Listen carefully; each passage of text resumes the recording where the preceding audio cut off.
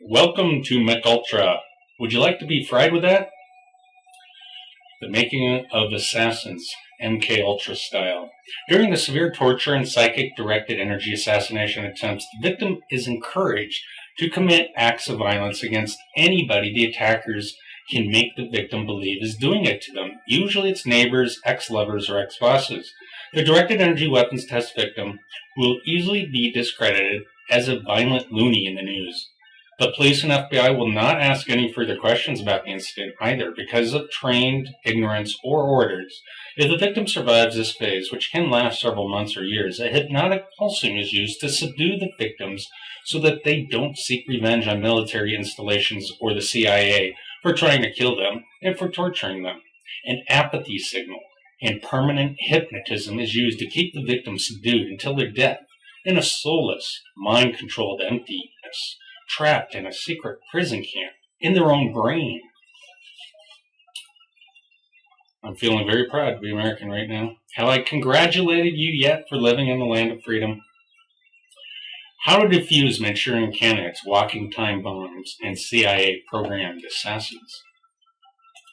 There are only a handful of scripts and methods the CIA shadow sub-intelligence agencies use when practicing their trade and developing their methods. All the scripts rely on creating incredible anger through endless torture, frustration because no one will believe them or help them, and then redirecting the anger to a person, usually a neighbor, local authorities, the FBI, president, political party, an ex-boss or ex-lover or some variation. Redirecting the anger and frustration while pushing them to the brink of violence is the strategy in creating a mind-controlled assassin or Manchurian candidate. There are only a couple variations using obsession and love as the delusional driving method to motivate an assassin. Two well-known love-driven assassins were John Lennon's and President Reagan's shooters. I've only met one colonel from the Air Force that had the delusional love affair mind control experiment done on him. It appears that there was no follow-up yet to direct him to kill a specific target, except maybe the famous singer who he was mind-controlled into believing suddenly left him. He recognizes it now as a delusion so powerful that he divorced his real wife. He was flying top-secret planes at the time it began. So I'm sharing some very basic methods with other nations in this one for whomever will listen, how to defuse these MKUltra EEG heterodyne programmed assassins. Neural programming, psychic driving, depatterning, torture, Skinner behaviorism, neuro-linguistic programming, hypnosis, and many other techniques are used on these many government projects, as they are called, or CIA, DoD, psychotronic slaves. In order for there not to be an easy association between the violent outbreak and mind control experimentation, almost all projects must be classified as mentally ill first before triggering them. The news or ignorant local authorities will report a mentally ill person went wacko for no reason. That way, quote, the subject will be arrested and disposed of once the assassination has been completed by the local authorities. That's taken from CIA documents that you can see in the appendix. That document, amongst hundreds of thousands of others in the last year, have been reclassified by the CIA as secret and taken out of the Library of Congress. I am republishing some of these documents in the appendix.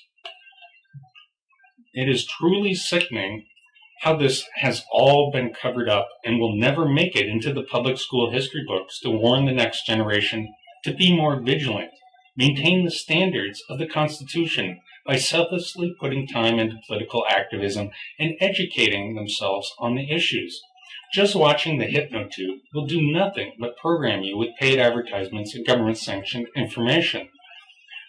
The tortured victims are often stalked, neurons amplified with electromagnetics, and often they have been drugged with long-term hallucinogens, which make them paranoid or, from their perspective, sensibly sensitive. Number one, these artichoke assassinations, or domestic terrorists, in the making simply need non-government tortured people to acknowledge that it may be happening to them, which will diminish their frustration level. Number two, they want to be believed and to know that you will keep a watch out for unusual activity. Number three, you will do a little research to see if there is precedence for what they are going through. If you suspect your neighbor to be one of these victims, I thoroughly recommend that you take these steps to defuse the situation. The perpetrators or operators of these mind-controlled assassination experiments almost always use the neighbors to gaslight the increasing paranoia. Some neighbors may be undercover spooks and decoys, while most are innocent.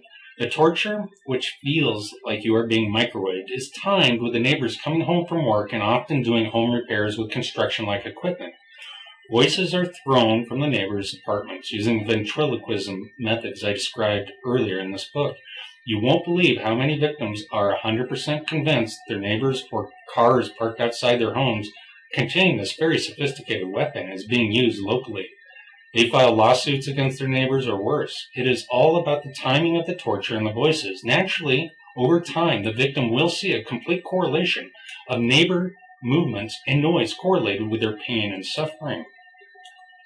With each reported case to the local authorities, more desensitized they become to it, and more enforced is their policy to call these victims crazy. You can be a little hard on the local authorities for being uneducated in physics and history, but you can't blame them given their limited mental abilities for not being able to solve these kinds of cases with such limited resources and access to federal-level information. Plus, it is not their role to act as a sort of federal-level internal affairs looking for high treason in the military and executive branches. They simply don't have the authority to investigate at this level. In fact, the reason the three-pronged government failed is because our founding fathers couldn't foresee the sophistication of the corruption and technology that would facilitate it. If they had foreseen it, they would have created a fourth branch of government whose sole existence was to act as internal affairs police to the other three, with unlimited security clearance, their own military, and reports directly to the public. The shame game. They try to make victims believe they brought it onto themselves. Use extreme brutality. One method to make victims' testimonies unbelievable is to make the torture and experimentation so extreme in intensity, carelessness, and duration as to make anyone who speaks of it sound delusional. There is no way the American government would allow torture and practice assassination on random citizens. They would be caught at some point and exposed, is the general thought process of the average American who doesn't know CIA DOD's history.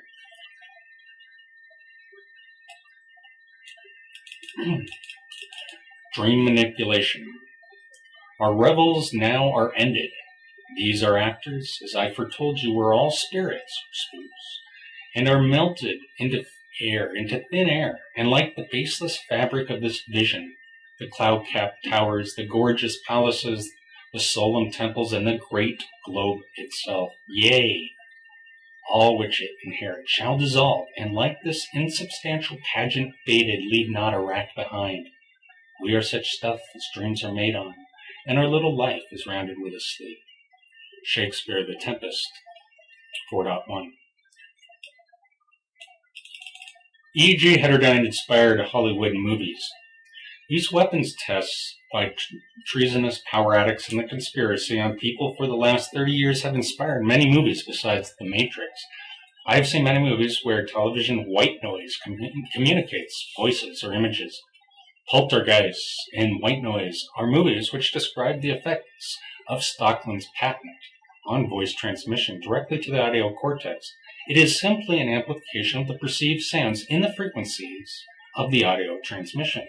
So white noise would be ideal for stimulating the neural frequency circuits that a voice transmission via induced neuron amplification would need. It would be perceived by the target as the voice coming from the sound source. A similar effect for visual imagery in white noise can be achieved with stimulating the visual cortex. More Artichoke and MKUltra with better cover-up. The CIA's programs and the TSS division who developed their drugs and technologies have not changed since the 1950s, except for the remote hypnotic intracerebral control, subsumed under TAMI, has improved dramatically. It also appears that they may be rerunning all the MKUltra and Artichoke remote assassination exercises. I found documents from the CIA in the book called Secret Weapons that exactly described everything I was put through step by step. Nothing differed. But I still wonder how many drugs were used on me, or if they are rerunning their experiments on a massive scale to see if all the same effects from the drugs, or tricks as they call them, can be induced through electromagnetics. The item that most disturbs me in the released documents is that they say a test subject, after committing an act of violence, will be arrested by the involved authorities, agencies, or government, and thereby disposed of. I know of many cases the FBI did not solve correctly, and these practice assassinations landed these mind-controlled victims in prison for life, or they got the death sentence. Discredited and disposed of permanently. Who is the greater threat, the CIA or the Russians? The CIA has killed and damaged our way of life far greater than any Russian attempt so far. Proud to be American, aren't you? These programmed assassinations get written off in the news as some crazy went on a killing spree. Most Americans, politicians, and FBI are ignorant that these unethical, immoral, and repetitive experiments in ever-growing numbers continue to this day, nearly unchanged since the 1950s. So, an interesting note about the movie The Matrix is that Neo, played by Keanu Reeves, lived in Room 101. Room 101 was where people were taken to be reprogrammed and tortured by their worst fears by the Big Brother Society of George Orwell's book 1984. You will suffer in your own private purgatory, a personalized hell. Sound familiar yet? All right, we're going to go off on a little bit of a tangent here. The CIA sold crack in LA neighborhoods. They're called drug driving. Another reason I surmise that crack sales to LA black neighborhoods were not just for raising money for the Contra rebels, like the papers have reported, is because 3 people I interviewed who had a drug history said that the behavior modification mind control programs started out by a technique called drug driving. They described themselves as recreational drug users and said that when the targeting began, they were given pain stimuli for certain drugs and suggested to do other drugs with an induced spiral of depression and stress. This led them to cocaine or methamphetamine abuse, they claim. This is what would be needed to improve amplification of voice recognition neural pathways identified by dopamine saturation, which facilitates the CIA synthetic telepathy to be used at low power intensities. It could also have the dual purpose of discrediting the human experiment. I'll talk about that more later. Let's have another stupid alien trick.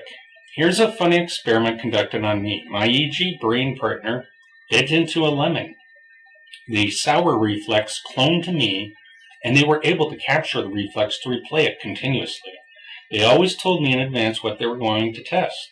I was left lecturing to my class with a lisp for 15 minutes. My voice changed. I sounded ridiculous. My students commented on it. If any of my former students are reading this book, they will remember that day. I chewed some gum to disrupt the signal. How embarrassing. You can imagine how useful this trick would be to use on a political candidate. Sacrifices and cannibals. While we are in this barbaric land of deception, I thought that I would point out an interesting but soon-to-be extinct species. Stephen Gould taught me about catastrophic evolution and species that have produced cannibalistic mutations. If the cannibal gene is not removed from the genetic pool, the species becomes a leaf on the evolutionary tree. In human history, we have evolved this gene several times, but have been able to contain it. Phylogenetically, survival occurs because the dominant social structure recognizes the detrimental behavior and alters its mating probabilities or kills off the unsociable elements. Now, unlike other times in the history of life, a cannibalistic tribe has again emerged, partially genetically influenced and partially culturally or mimically altered. The shadow government and their DoD CIA weapons developers have evolved this detrimental mutation. They have been sacrificing and cannibalizing thousands of peaceful people in our civilization at random for many decades now. My research shows that it is growing in numbers as their budgets increase. The mentality is proliferating out of control. The militant minds have found a new way to replicate their sociopathic thinking and behavior. It must be stopped. But most unique to this cannibal strain is that they have found a way to mimic the rest of society by thoroughly studying relationships, speech, and personality profiles and hiding behind their application of the psychology of persuasion. This makes it extremely difficult for the trusting population to see what they are without enormous amounts of research and time to validate their statements and evaluate their actions independent of mass media programming. Just a different perspective. Alright, another stupid alien trick. Enough of my shamings for a moment. Let's relax to another stupid alien trick. So when my EEG heterodyne hoaxers tried to panic me by trying to convince me that they could give me a heart attack, they would press on the right side of their chest, which I would feel as internal pain, and say, "We are burning your heart. We are giving you a heart attack with directed, focused energy to your heart." My reply to them, "The heart is on the left side of the chest, MKUltra moron." But that's good enough for government work. It happened several times. These evil aliens aren't the brightest bulbs in the bunch. That is probably why they crash landed on Area 51. And this is why they practice on citizens. It fooled Saddam Hussein. Those CIA agents must have been prosed and pressed on the left side. Good for them. This summons the image from the movie The Matrix, where Neo restarts Trinity's heart in the Matrix after a virtual bullet shot by the agents stops it. Truth and guilt. Truth is the summation of all self-consistent perspectives. It is what our model of reality should asymptotically approach, but can never reach. The practice that psychic soldiers and MKUltra survivors undergo is to defeat guilt-determining devices. I spent about a week while under MKUltra mind control experiments learning how to defeat brain printing and traditional polygraph techniques, and the attackers practiced inducing false positives on these devices while I spoke. These tools are clearly useless with EEG heterodynamic technologies and remote hypnosis. Spooks, goons, zombies, and the pentagram. The Halloween theme and the satanic cult cover story never ended with my mind manipulation data collectors. They even pointed out that the United States flag is satanic and has an unlucky 13 prison stripes representing imprisonment of the 50 pentagrams on it. I suppose they were trying to break down my patriotism. However, the damage is done, and now I'd like to see the flag updated to something more cheerful. Here is the image forced into my mind's eye. And for you readers following along, you'll see a black and white United States flag. It looks somewhat normal at first glance, but after you're told sort of that description, you can see why they said it.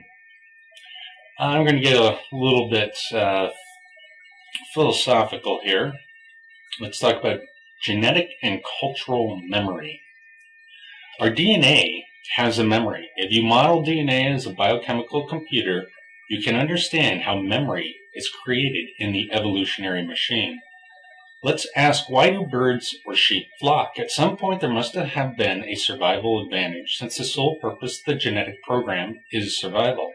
Certainly flocking together makes it easier for a wolf to find a bountiful food source. It seems that due to limited food supply that flocking might even be a disadvantage. However, sexual reproduction is far more important for continuance than the disadvantages of grouping. This socializing gene, which gives rise to the subjective experience of needing companionship, is also the memory of the genetic strain to which this behavior was advantageous. Our primitive drives are composed of genetic memories and programs. The Nazi study of evolution through this model was called eugenics, or directed evolution, implemented through genocide. Culturally, a similar phenomenon can be observed. Culture, group behavior that is not genetically directed, evolves through memes and has memory that is stored within people's mind and passed on through storytelling or chimpanzee-like mimicry of learned cultural norms. The CIA is also conducting genocide of memes and belief systems, or euthanized as directed cultural evolution. Now, as a reminder, meme is a term that Richard Dawkins introduced as a framework to understand culture and thoughts and how they reproduce and spread in the minds of people. He introduced a field of study called mnemonics. Suffering and mind control. There have been many books which study the MKUltra torture techniques and mind control, so I won't detail it here. But it is interesting to note that these techniques of mind control have existed long before the CIA. Suffering has been linked primitively to a creation of loyalty and comradeship. From medical doctors that suffer the rite of passage of intense schooling, to boot camp and unnecessary military hardships, to religions that suffer on a day of denial, or more severe tortures like with Christianity in the days of old with beating the demons out, or self-mutilation to suffer like Jesus did in vain. All these kinds of events cause a sense of belonging because of the pain and the sense of comradeship between all those that went through the same experience. Even a cultish fun event like Burning Man that takes place in the harsh conditions of a desert each year creates a sense of suffering together for a greater cause. This mentality may give rise to the Stockholm syndrome of hostages becoming sympathetic for their captor's cause. I was probably not mind-controlled into CIA slavery from torture because I despise anything that causes me pain. That's probably why I'm not married, too. Moral cataclysms. One foreseeable worry that CIDOD has is in repeating what happened to Rome with its moral cataclysm in Christianity. However, the new religion is science. How will knowledge of the scientification of the human soul be accepted by the general religious masses? One such experiment I believe to see if science and religion can mix to form a new set of moral teachings and beliefs is Scientology. I believe that this is very much a CIA-funded experiment. For my next book, I plan to infiltrate this perceived cult to find out more about its teachings and how they are so intertwined in the literature of CIA mind control experimentation. The CIA expert with whom I consult told me that L. Ron Hubbard got his PhD thesis on creating cults. I have not been able to validate that fact from primary sources yet.